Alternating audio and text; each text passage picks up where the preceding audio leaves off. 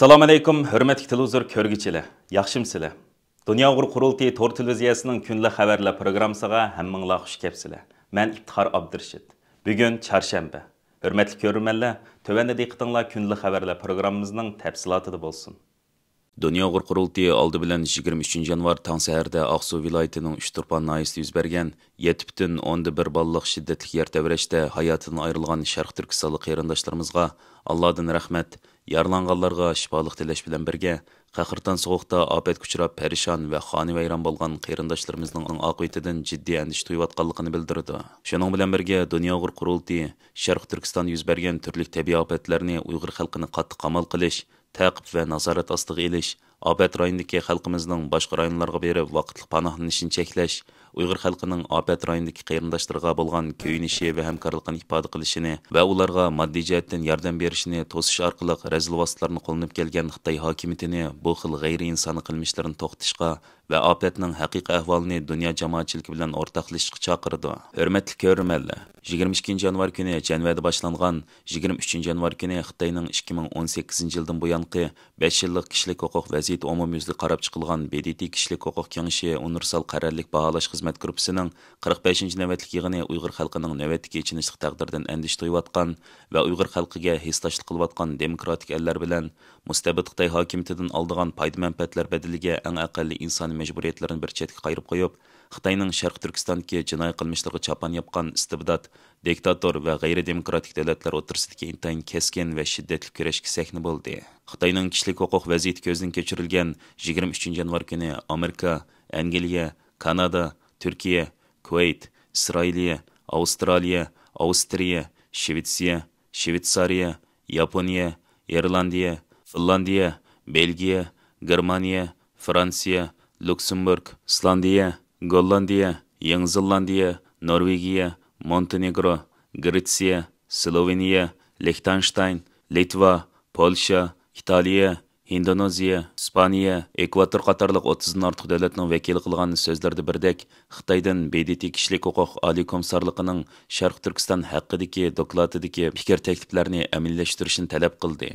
Xitoy doiralari o'zlarining jinoiy qilmishlarini oqlash uchun bu qatimliq yig'inga Xitoyning xalq ishlari, ayollar ishlari, millatlar va diniy ishlar sohalaridagi rahbariy xodimlari va soxta shohidlardan tashkil topgan 100 dan oshiq vakilni elib kelgan bo'lib, ularning orasida atalmish Xinjiang Uyg'ur Abnum rayonlik hukumatning bayonotchisi Elijan Inoyatmi bor. Xitoyning qattiq noroziligi va BDT ilib borgan bir qator to'sqinliklarga qaramasdan, Germaniyadan Dunyo Uyg'ur qurultiyining raisi Dolqin Aysa, qurultay xalqaro ishlar direktori va qurultay ayollar komitetining mudiri Zumratay Erkin, qurultayning program yetakchisi Eva Shtoka, Amerikadan bo'lsa Uyg'ur harakati tashkilotining raisi Roshan Abbas, Uyg'ur tadqiqot markazining direktori Abdulhakim Idris, Uyg'ur kishilik huquq qurilishining program yetakchisi Peter Even, advokat Rayhan Asad, Xitoy turmisidagi Uyg'ur ziyolisi Dr. Gulshan Abbasning qizi Ziba Muratlardan tarkib topgan hay'at Xitoydan hisob so'ralgan bu navbatlik yig'inga kuzatuvchilik salohiyati bilan bevosita ishtirok qildi.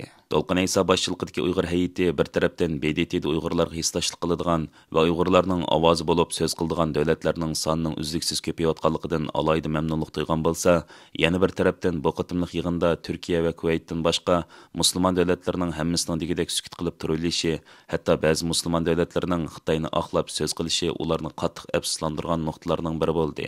23 yanvar yig'inning kun tartibi bo'yicha oldi bilan Xitoy hukumatining vakillar o'miga Xitoydagi kishilik huquq vaziyati haqida doklad berdi. Ular dokladida Xitoydagi kishilik huquq erkinligi, emgakchilar huquqi, ayollar va bolalar huquqi, oz sonli millatlar huquqlarini o'z ichiga olgan umum kishilik huquq vaziyatini oqladi va uning davomli yaxshilanib menayotganligini ilgari surdi. Atalmish Xinjiang Uyg'ur Abnum rayonlik hukumatining bayonotchisi Elijan Inoyat yig'inda qilgan so'zida Xinjiangda hamma kishi o'z ixtiyorligi bilan xizmat tanlaydi va ishlay oladi. Xinjiangda hargizmi majbur emgak yo'q degan. U yana lagerlarni oqlab, bu o'rinlar diniy oshqunlik bilan yuqumlangan kishilarni kasbiy mahorat bilan tarbiyalaydigan o'rinlardir.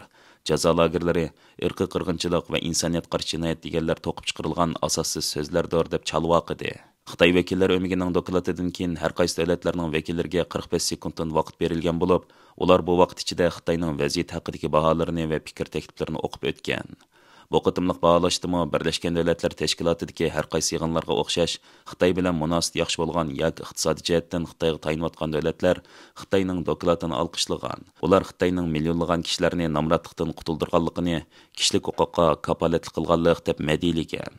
Demokratik davlatlarning vakillari bo'lsa, Xitoyning kishilik huquq xotirasiga bo'lgan andishlarini o'ttirib qo'ygan. Bu davlatlar Xitoydagi barobarlik, erkinlik va ijtimoiy qurilishlar va qonun bilan idora qilishning nacharlashmaganligini, Uyg'urlar, Tibetlar va Hongkongliklarning vaziyatining ig'irlashganligini tilga ilishgan. Demokratik davlatlar Uyg'urlar haqida to'xtalganda birdek, Xitoydan BDT kishilik huquq oliy komissarligining Sharq Turkiston haqidagi doklatining fikr takliflarini amaliyashtirishni talab qilgan. Bu davlatlar Amerika, Angliya, Kanada, Isroiliya, Avstraliya, Avstriya, Shvetsiya, Shveysariya qatorliqlar bo'lib, ular Xitoy hukumatining Uyg'urlarga tutayotgan muomalasini maqsad tilga olgan. Bo'libmi Amerikaning vakili Xitoyga nihoyat keskin talablarni o'ttirib qo'ygan. U Xitoyga sektor bo'yicha fikr sungan bo'lib, uningda Xitoy hukumatining Uyg'urlarga qaratayotgan irqiy qirg'inchiligi va insoniyat qarshi jinoyatining hilam davomlashayotganligi yana bir qatim ta'kidlangan. Amerika vakili mundaq degan: "Biz Xinjiangda davomlashayotgan irqiy qirg'inchilik va insoniyat qarshi jinoyatlarni butun Xitoy miqyosida, jumladan ishki Mo'ng'ol, Tibet yuz berayotgan kishilik huquq dafsanchiliklarni,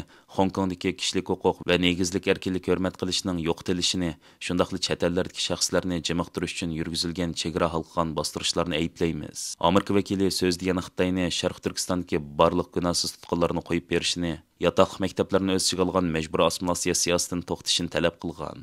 U mundaq degan: "Biz Xinjiangdagi majburiy emgak, majburiy to'ylashtirish, tug'ut cheklash, ayollarni tug'mas qilib o'tish, bola tushirish va oilalarni majburiy parchalashni to'xtatishni talab qilamiz. Shundaqli BDTning Xinjiang va Tibetga qarta to'solg'usiz holda va haqiqiy ma'nodagi tekshirishiga yo'l qo'yilishini talab qilamiz." Amerikaning BDT kishilik huquq kengashidagi elchisi Michelle Taylor xonimning yuqorida o'qib o'tgan bayonoti Amerikaning Jenevada turishliq vakillar umigining rasmiy torbitida hamda Michelle Taylor xonimning X-dagi torbitida Uyg'ur tili yozig'ida tarqatilgan. Xitoyning Uyg'urlarga qaratayotgan siyosatlarini qattiq tanqid qilgan davlatlarning yana biri Angliyadir.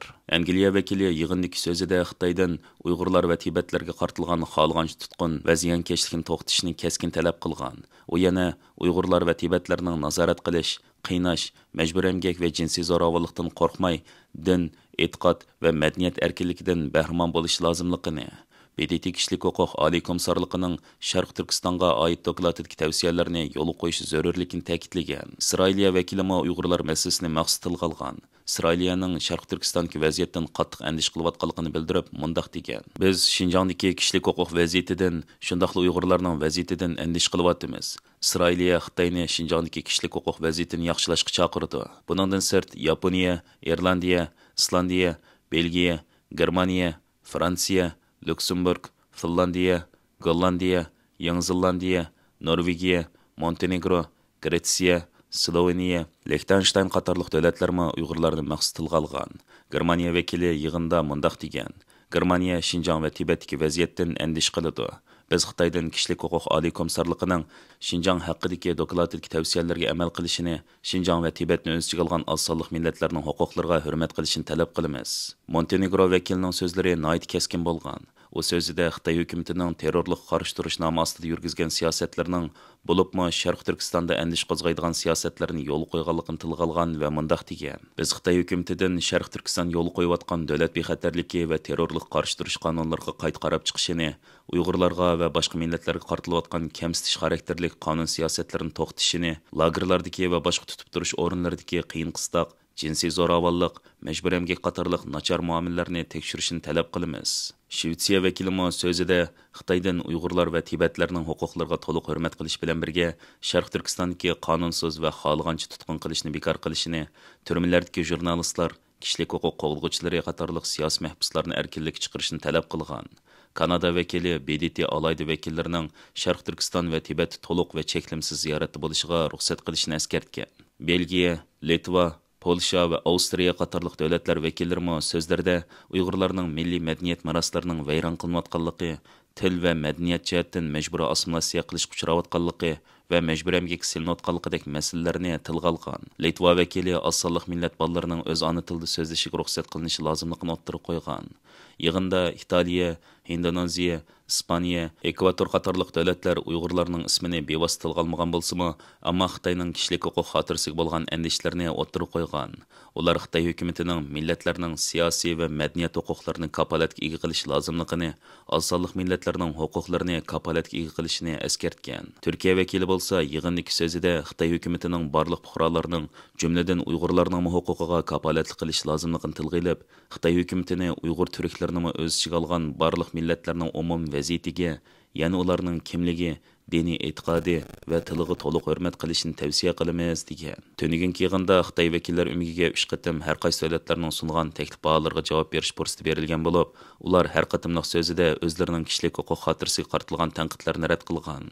Ular Uyg'ur masalasida to'xtalganda Xitoyda 56 millat borligini va bu 56 millatning hammasining barobar huquqlardan bahramon bo'layotganligini ilgari surgan. Jami 3 soatdan ortiq davom qilgan bu navbatlik Xitoyning kishilik huquq vaziyatini ko'zdan kechirish yig'ini oxirlashgan hamalla Dünya Uyg'ur qurultayining raisi Dolqin Aysa boshchiligidagi Uyg'ur hayiti xalqaro kishilik huquqning ko'zitish tashkiloti va Tibet tashkilotlari bilan birlikda axborot e'lon qilish yig'ini chaqirdi. Xalqaro kishilik huquqning ko'zitish tashkiloti Xitoy ishlari bo'limining sobiq direktori Sofiya Richardsonning riyosatchiligida o'tkazilgan axborot e'lon qilish yig'inida bu qatimqi qarorlik baholashning Xitoyning mustamlikasi ostida yashayotgan Uyg'ur, Tibet qatorliq millatlar uchun nimadan derak beradiganligi haqida tahlil ilib berildi. Sofiya Richardson o'zining bu baholash haqidagi ko'z qarashlarini o'ttirib qo'yib mundaq degan. Bilganimizdek, Xitoy hukumatining boshqa davlatlarning baholariga qarta degan so'zlari baholash jarayonini kontrol qilish va baholarga ta'sir qilishga urinish maqsadini ko'rsatib berdi. Bu baholash jarayonida bir masala bo'ldi. Ammo xulosa qilib aytganda, ba'zi hukumatlarning Xitoyning qilmishlarini inkor qilishiga qarshi turib, savollarni so'rgani yaxshi bo'ldi. Albatta boshqa yana kishini afsuslantirgan ahvollarim bor. Buni birozdan keyin yana deyishimiz. Hozircha mening umum xulosam mushinchilik. Dünya Uyg'ur qurultayi xalqaro ishlar direktori va qurultay ayollar komitetining mudiri Zumratay Erkin o'zining qarashini bildirib mundaq degan. Meni shaxsan eng afsuslantirgani musulmonlar ko'p yashaydigan davlatlarning sukuti turilishidir. Onundan boshqa ko'pincha a'zo davlatlarning Xitoy tutqizib qo'ygan tekstlarni yodga o'qib berishi bo'ldi.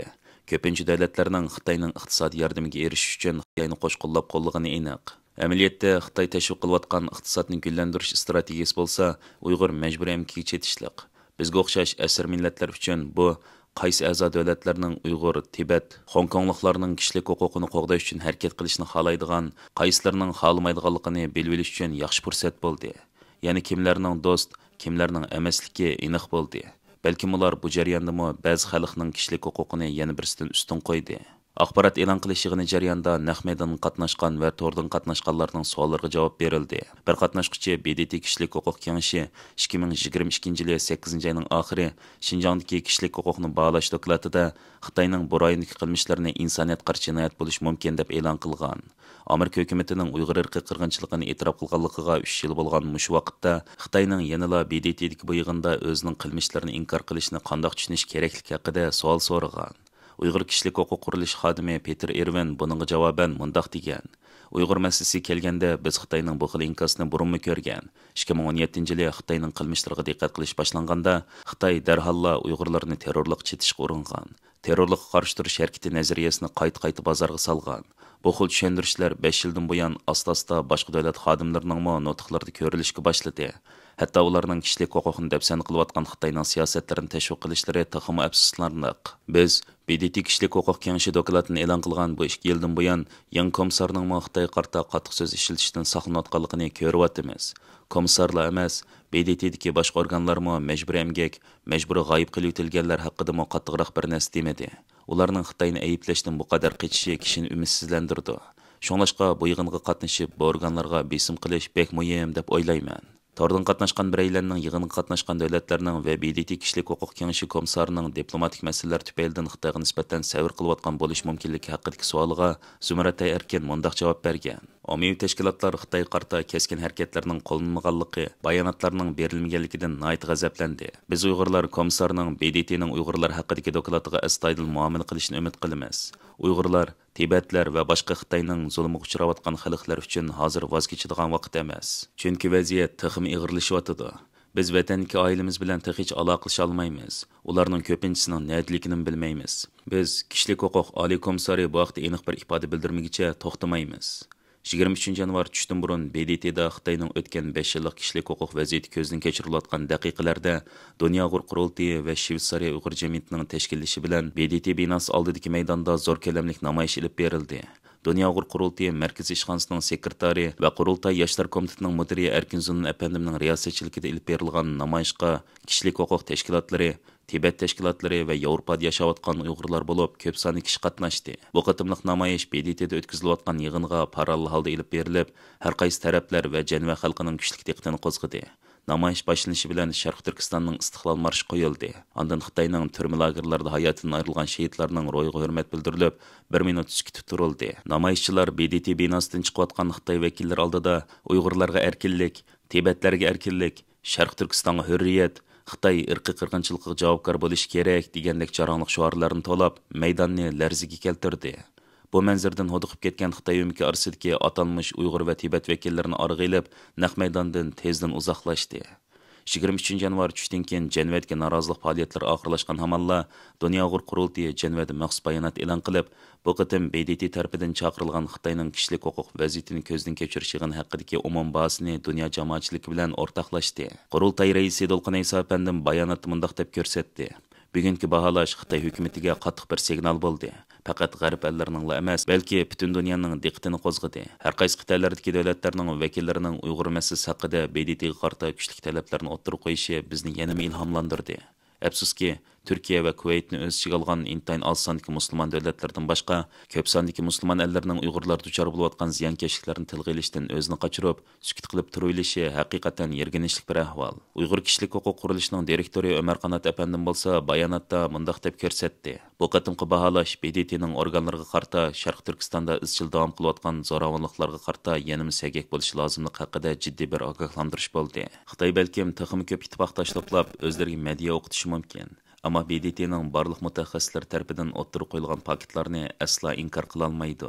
BDT kishilik huquq kengashi universal qarorlik baholash xizmat gruppasining 45-navbatlik yig'ini rasmiy boshlangan 22 yanvar kuni yig'inga qatnashayotgan Dolqin Iso boshchiligidagi Uyg'ur hay'ati bilan Tibet tashkilotlari mazkur yig'inga parallel holda suhbat yig'ini chaqirib, ba'zi ellarning BDTdagi vakillariga BDTning dokladchi xodimlariga, shundaqla BDT kishilik huquq oliy komissarlik ishxonasining munosabatlik mas'ul xodimlariga Uyg'urlarning navbatdagi vaziyati haqida tafsiliy ma'lumot berish bilan birga, ulardan Xitoyning kishilik huquq vaziyati ko'zdan kechirilgan 23 yanvar kuni Uyg'urlarga yurgizayotgan jinoiy qilmishlar uchun Xitoy vakillari umigidan qattiq hisob so'rashini talab qilgan edi. Undan boshqa yana 22 yanvar va 23 yanvar kuni qurultay tarafidan BDTning oldidagi maydonda Xitoyning irqiy qirg'inchiligi va insoniyat qarshi jinoyatlar fosh qilingan butun kunlik rasm ko'rgazmasi o'tkazildi. Qurultay raisi Dolqin Iso apandim 23 yanvar kuni Xitoyning kishilik huquq vaziyatini ko'zdan kechirish yig'ini oxirlashgan hamonla boshqa vakillarimiz bilan birga yig'in zaldan chiqib namoyishchilar sepiga qo'shildi.